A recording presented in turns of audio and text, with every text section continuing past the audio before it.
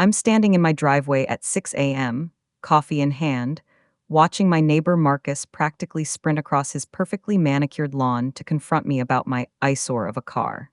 His face is red with indignation, and he's waving what looks like a petition in the air. Sarah, we need to talk now.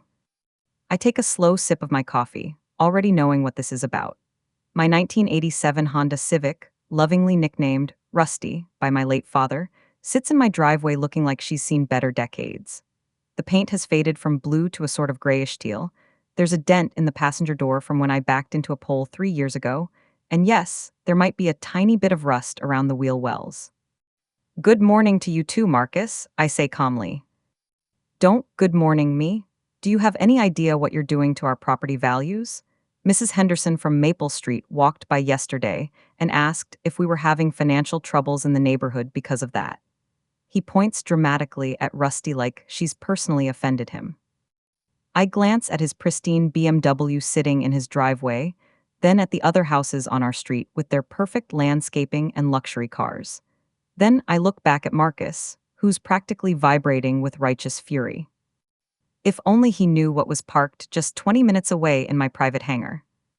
Comment below, have you ever been judged for something you own? Let me know your stories.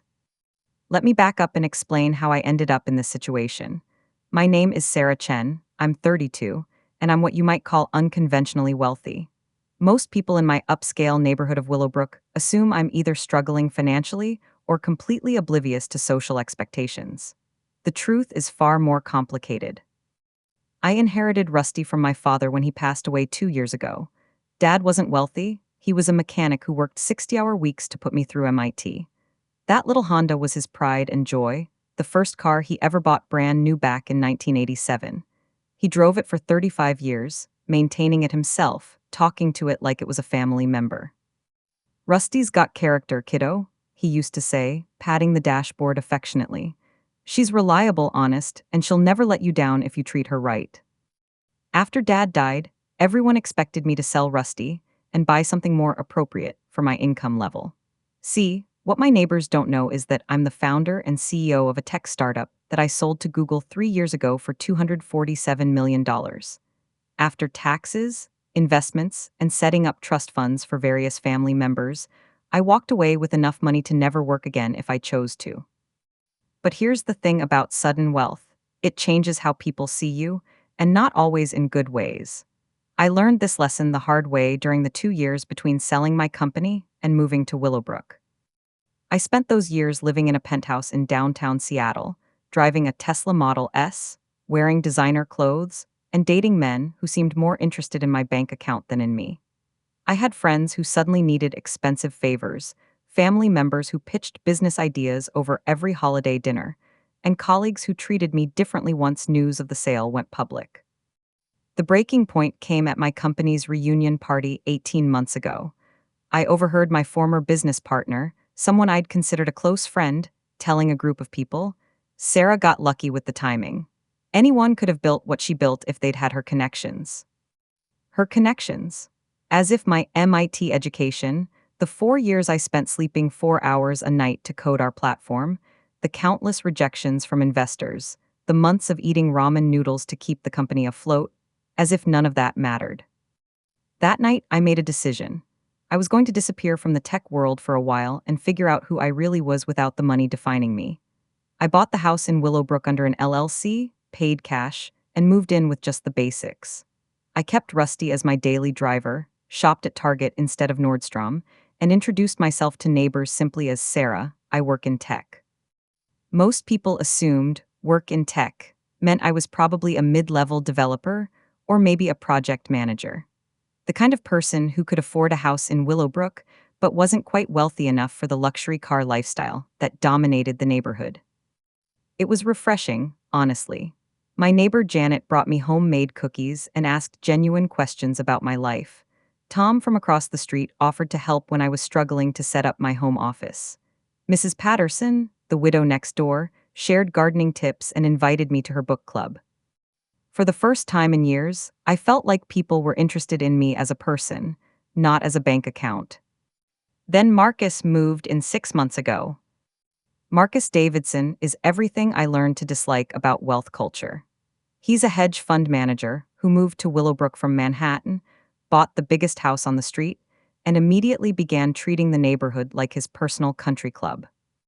Within a week of moving in, he'd complained to the HOA about Mrs. Patterson's outdated mailbox, suggested that Tom's vegetable garden was lowering the aesthetic standards, and made comments about how our street needed better curation of residents. At first, I ignored him. Marcus clearly valued appearances above everything else, and I'd learned that engaging with people like him was usually pointless. But over the past 6 months, his comments about Rusty have become increasingly frequent and increasingly rude. It started with subtle remarks. "Sarah, have you considered that car might be due for an upgrade?" Or, there are some great financing options available if budget's a concern." Then it escalated to passive-aggressive notes left on my windshield about neighborhood standards and suggestions that I park on a side street instead of in my own driveway. Last month, he actually knocked on my door to offer help finding me a more suitable vehicle and mentioned that he had connections at several dealerships who could get me financing even with less than perfect credit. I'd remained polite but firm. "Thanks for the concern, Marcus, but Rusty and I are doing just fine." What would you do in this situation? Let me know in the comments. But this morning, standing in my driveway with that petition in his hand, Marcus has clearly decided to escalate things to a whole new level.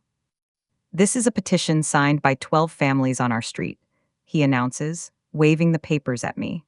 "We're formally requesting that you remove that vehicle from the neighborhood or park it somewhere less visible." I set my coffee cup down on Rusty's hood, noting how the warm ceramic creates a small circle of condensation on the faded paint. 12 families, huh? And what exactly does this petition claim? It claims that your vehicle is negatively impacting property values, creating an unsightly appearance inconsistent with neighborhood standards, and potentially attracting undesirable elements to our community. The words hit me like a slap. Undesirable elements. I think about my father, who would have been heartbroken to hear his beloved car described as attracting undesirable elements. I think about every assumption Marcus has made about my financial situation, my character, my worth as a neighbor. And who exactly signed this petition? Marcus straightens his tie smugly. "Well, Janet and Robert from the Blue House, the Williamses, the Johnsons, Tom and Linda, the new couple on the corner, the Pattersons."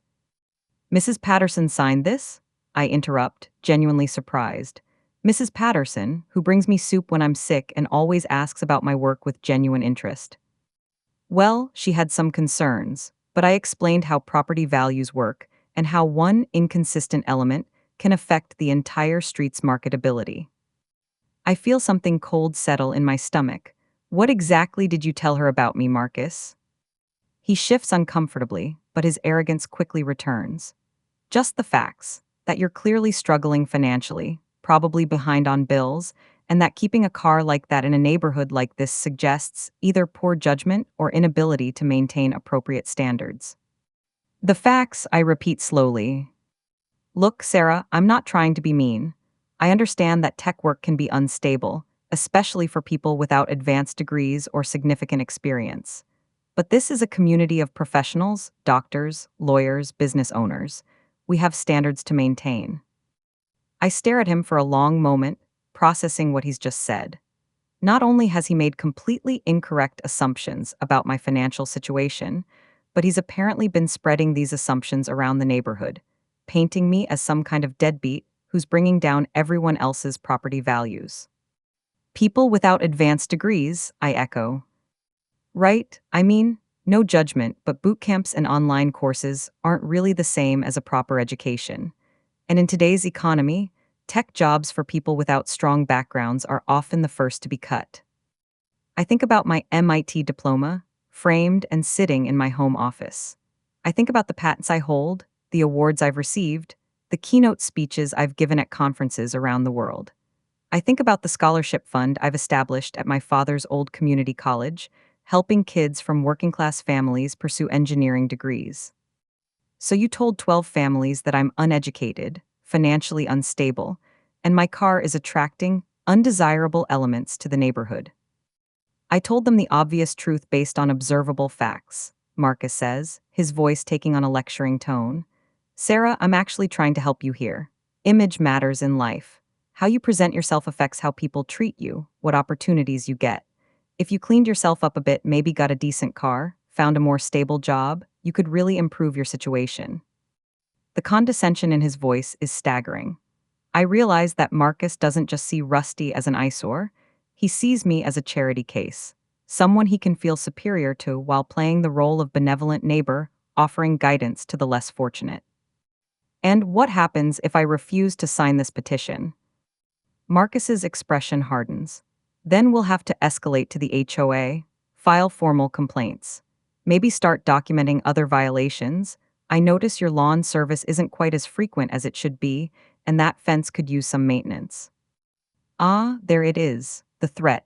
Sign the petition agreeing that my car is inappropriate or face harassment through official channels. I see, I say quietly. I'm sure you understand our position. Property values in Willowbrook have increased 17% over the past 3 years. We all have significant investments to protect. I look at Marcus with his perfectly pressed shirt and his BMW and his absolute certainty that he has me figured out.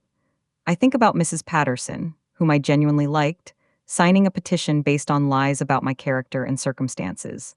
I think about Janet, who brought me cookies, deciding that my father's car makes the neighborhood look bad. For 2 years, I've been living quietly, trying to connect with people based on who I am rather than what I have. I've been genuine, helpful, and respectful to everyone on this street. And in return, 12 families have signed a petition calling me and my father's memory an undesirable element. You know what, Marcus? I say, picking up my coffee cup. You're absolutely right about image mattering. His face lights up, clearly thinking he's won. I'm so glad you're being reasonable about this. Oh, I'm being very reasonable. In fact, I think it's time I showed everyone on the street who I really am. Rate this story so far from 110 in the comments, and what do you think Sarah should do? Over the next 3 days, I decide to test exactly how deep this judgment runs, and who in my neighborhood actually knows me versus who just made assumptions based on Rusty's appearance. My first stop is Mrs. Patterson. I find her in her garden, tending to her prize-winning roses. She's been my favorite neighbor, a retired English teacher who lost her husband 5 years ago and always has time for genuine conversation. Oh, hello, Sarah dear, she says, looking up with a smile that seems a bit strained. How are you? I'm doing well, Mrs. Patterson. I wanted to ask you about something. I heard you signed Marcus's petition about my car. Her face immediately flushes red and she sets down her gardening shears. Oh, sweetie, well, Marcus explained that, you see. What exactly did he tell you? She fidgets with her gardening gloves. He said that you were having financial troubles and that keeping that old car was, well, that it might be a sign you needed help. He said it was affecting everyone's property values, and as neighbors, we should encourage you to make better choices. And you believed I was having financial troubles based on what evidence? Well, you always shop at Target instead of the boutiques downtown, and you mentioned once that you cook most of your meals at home instead of eating out, and she trails off, clearly realizing how thin her reasoning sounds.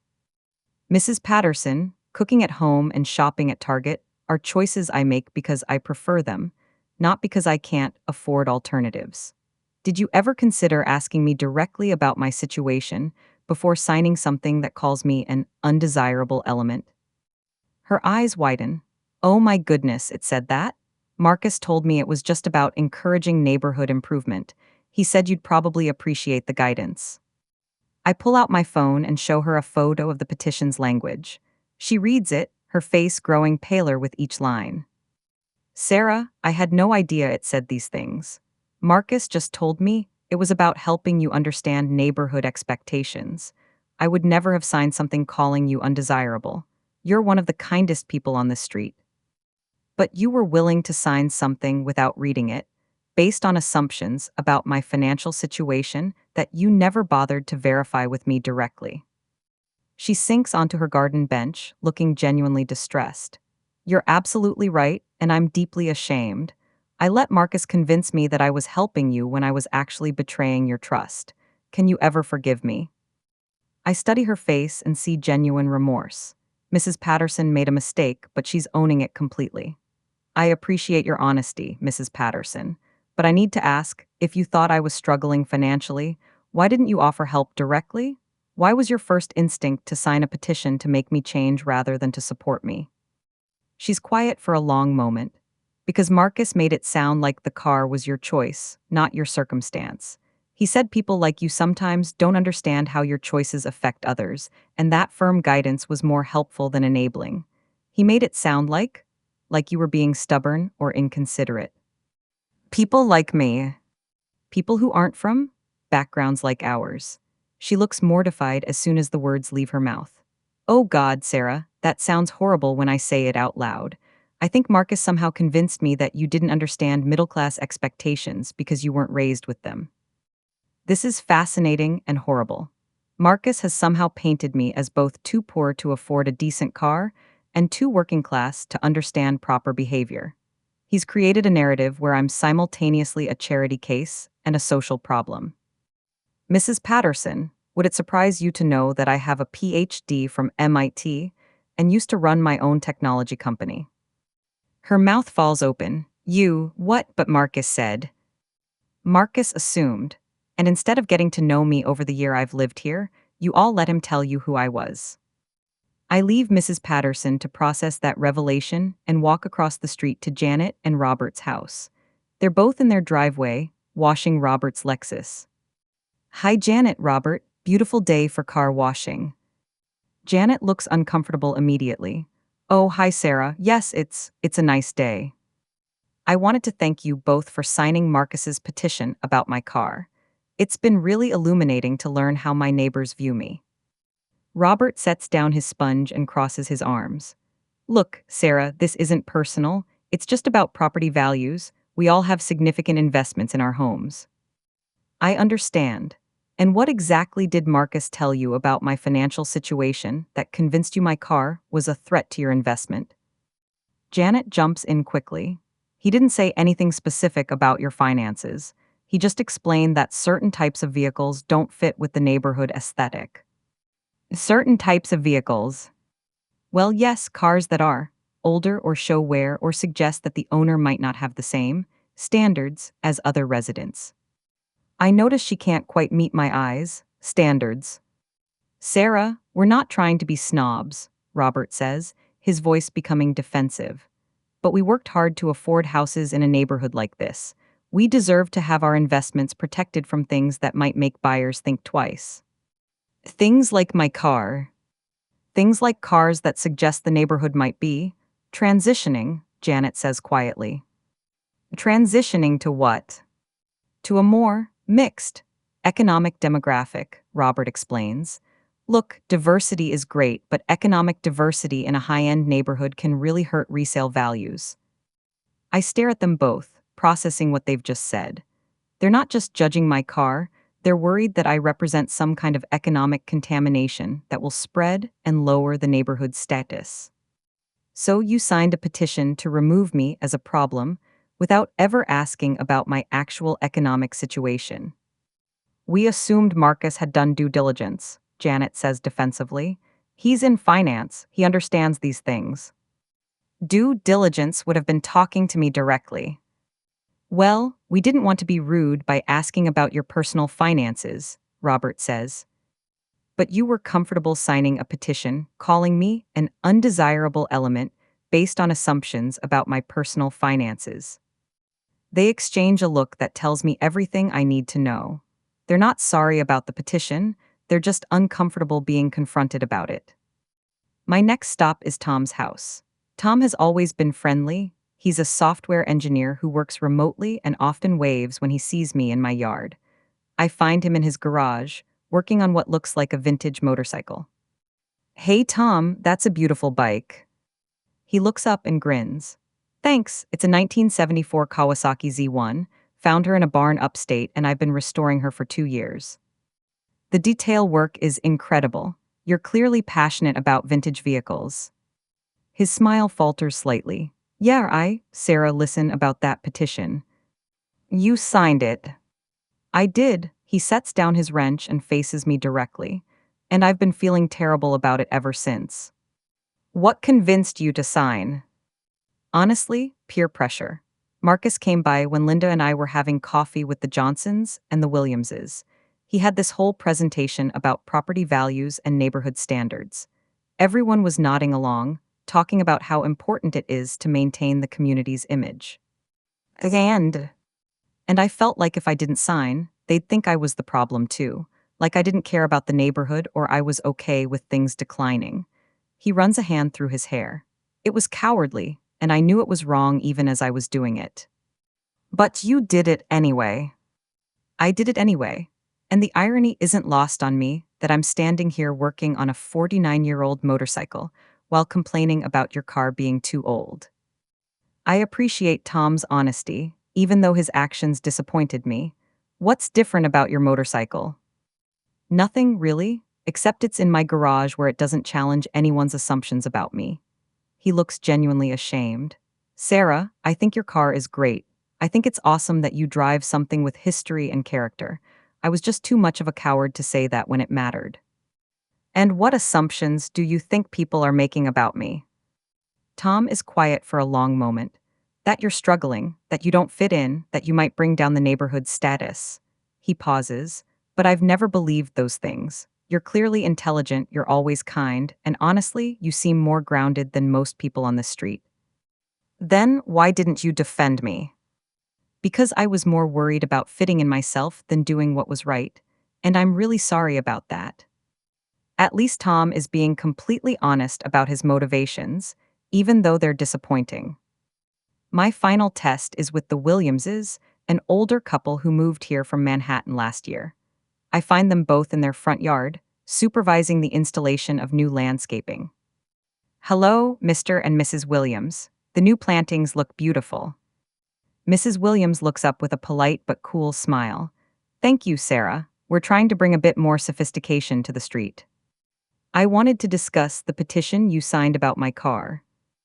Mr. Williams immediately takes charge. Ah, yes. Look, Sarah, this isn't personal. It's simple economics. Neighborhood perception drives property values, and property values protect everyone's investments. I understand the economic theory. What I'm curious about is what information you based your decision on. Well, the car speaks for itself, doesn't it? Mrs. Williams says. It's clearly past its useful life, and maintaining it properly would probably cost more than it's worth. And what does that suggest to you about me? Mr. Williams straightens his tie. It suggests that you might not fully understand the importance of image in maintaining community standards. Or, Mrs. Williams adds, that you might be facing financial constraints that prevent you from making more appropriate choices. Did either of those possibilities concern you as my neighbors? They exchange a look. Concern us how? Mr. Williams asks. Well, if you thought I didn't understand community standards, did you consider explaining them to me directly? And if you thought I was facing financial constraints, did you consider offering assistance? Mrs. Williams looks genuinely confused by the question. We assumed that if you needed help, you would ask for it. But you were comfortable signing a petition, demanding I change my behavior, without ever talking to me about it. The petition was the appropriate formal channel, Mr. Williams explains. It's more professional than individual confrontations. I realize that the Williamses aren't being cruel. They genuinely see the petition as the proper, businesslike way to handle what they perceive as a community issue. They've treated me like a vendor who's not meeting contract specifications, rather than like a neighbor who deserves direct communication. Did it occur to you that I might have reasons for my choices that you weren't aware of? What reasons could there be? Mrs. Williams asks, genuinely puzzled. If someone can afford a house in Willowbrook, they can afford an appropriate vehicle. Unless they're houseboor, Mr. Williams adds helpfully, overextended on the mortgage. I stare at them both, realizing they've created an entire financial narrative about me based solely on Rusty's appearance. In their minds, I'm either financially irresponsible or financially ignorant. There's no other explanation for my choices. Drop your city in the comments, let's see where everyone's watching from, and tell me, have you ever had neighbors make assumptions about you? By Friday evening, I've heard enough. I've learned that 12 families signed a petition based on assumptions, rumors, and social pressure, but only Mrs. Patterson and Tom have shown genuine remorse. The others are either doubling down on their judgments or treating the whole situation like a business transaction. It's time for some truth. I spend Friday evening making phone calls and arrangements. By Saturday morning, everything is in place. I start by parking Rusty in the center of my driveway, exactly where she's been for the past year. Then I call Marcus. Marcus, it's Sarah. I've been thinking about what you said, and you're absolutely right about image being important. His voice immediately brightens. I'm so glad you're seeing reason, Sarah. I knew you were smart enough to understand once you really thought about it. I'd like to invite you and anyone else who signed the petition to come by my house this afternoon at 2 p.m. I want to show everyone something that I think will clear up any confusion about my situation. Oh, wonderful. Are you planning to show us brochures for new cars? I have a friend at the BMW dealership who could. Just bring whoever wants to come. I think you'll find it very educational. By 2 p.m., a small crowd has gathered in my driveway. Marcus is there, of course, looking pleased with himself. Janet and Robert came, along with the Williamses, the Johnsons, and 3 other couples from the petition. Mrs. Patterson is there too, looking nervous. Tom came as well, though he's standing slightly apart from the group. Thank you all for coming, I begin, standing next to Rusty. Marcus suggested that I needed to better understand how image affects how people see me, and he was absolutely right. Marcus beams, I'm just happy you're taking this seriously. Oh, I'm taking it very seriously. You see, for the past year, I've been conducting an unintentional experiment in how people form judgments based on appearances, and the results have been fascinating. I pat Rusty's hood affectionately. This car belonged to my father. He bought her brand new in 1987 and drove her for 35 years until he passed away. She's been maintained perfectly, runs beautifully, and has never left me stranded. My father was a mechanic who taught me that reliability and character matter more than appearances. That's very sentimental, Mrs. Williams says with polite condescension, but sentiment doesn't address the practical concerns we've raised. You're absolutely right, so let me address those practical concerns. I pull out my phone. Marcus, you mentioned that property values in Willowbrook have increased 17% over the past 3 years. Did you know that my house alone represents a $1.2 million investment in this neighborhood? Marcus blinks, I'm sorry, what? I paid cash for my house. No mortgage. The purchase, plus the renovations I've done, represents a significant investment in maintaining Willowbrook's property values.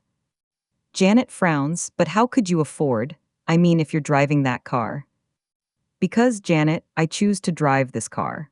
Just like I choose to shop at Target, cook my meals at home, and maintain a modest lifestyle despite having other options. Other options? Robert asks skeptically. I smile and check my phone. Perfect timing. Everyone please look up. The sound starts as a distant hum, then grows louder.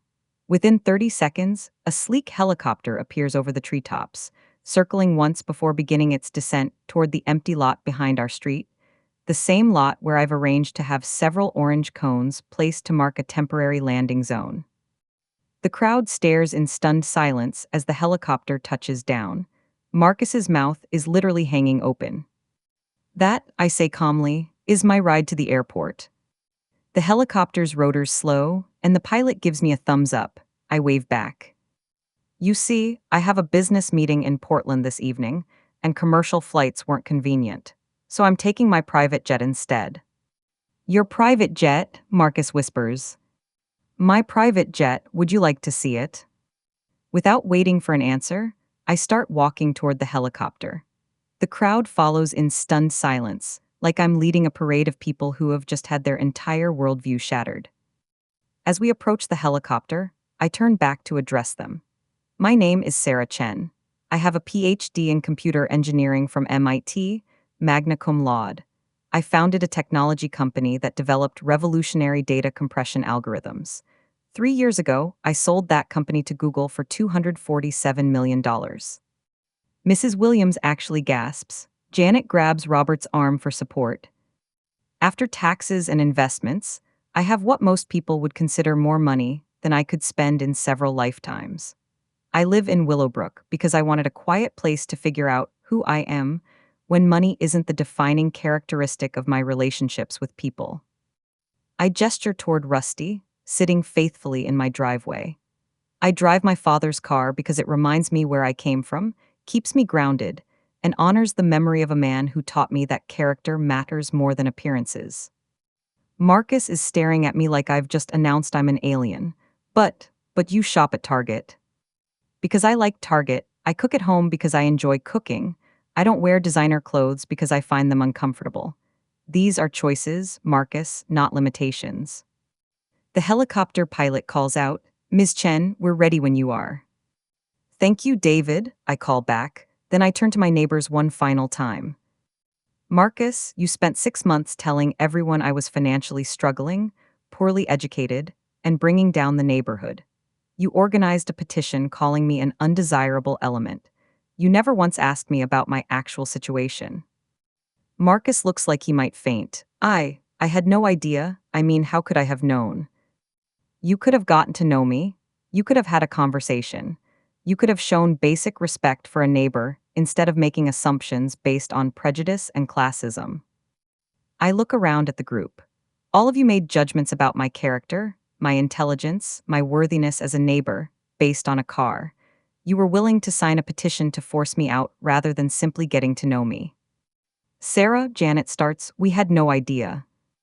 No, you had no curiosity. There's a difference. I start walking toward the helicopter, then pause. Oh, and Marcus? That BMW you're so proud of? I could buy 50 of them without checking my account balance, but I choose to honor my father's memory instead. As I reach the helicopter, Tom breaks away from the group and calls out, Sarah, I'm genuinely sorry. You deserved better from all of us. I nod at him appreciatively. Thank you, Tom, that means something. Mrs. Patterson also steps forward, tears in her eyes. Sarah, dear, I'm so ashamed. Can you forgive a foolish old woman? Mrs. Patterson, you've already shown more character in your apology than most people show in their judgments. You're welcome in my garden anytime. I climb into the helicopter and put on the headset. As we lift off, I look down at my neighbors, still standing in a cluster, staring up at us. Marcus looks like he's been hit by a truck. The Williamses are having what appears to be a heated discussion. Janet is gesturing wildly at Robert. Only Tom and Mrs. Patterson wave goodbye. What would you do if you were Sarah? Let me know in the comments. The meeting in Portland goes well. It's with a startup that's developing sustainable aviation technology, and I'm considering a significant investment. But honestly, my mind keeps drifting back to the looks on my neighbors' faces when the helicopter lifted off. I return home Sunday evening via commercial flight. The helicopter was just for dramatic effect, and find my mailbox stuffed with notes. The first is from Marcus, handwritten on what looks like expensive stationery. Sarah, I owe you the most profound apology. I made inexcusable assumptions and behaved in a way that I'm deeply ashamed of. I would very much like to make this right. Please allow me to take you to dinner at the finest restaurant in the city. We should get to know each other properly. Marcus. I crumple it up. Too little, too late, and the offer feels more like he's trying to network with someone wealthy than genuinely apologizing. The next note is from the Williamses. Dear Ms. Chen, we had no idea about your impressive background and accomplishments.